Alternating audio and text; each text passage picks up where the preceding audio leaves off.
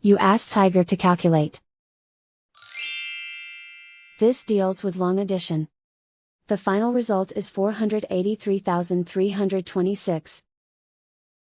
Let's solve it step by step. Rewrite the numbers from top to bottom, aligned by their place values. Add up the digits in each column, from right to left. 6 plus 0 equals 6.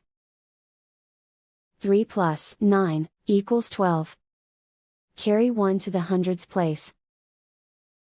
1 plus 4 plus 8 equals 13. Carry 1 to the thousands place. 1 plus 5 plus 7 equals 13. Carry 1 to the 10,000s place. 1 plus 2 plus 5 equals 8. Write 4 in the 100,000s place. And so the final result is 483,326.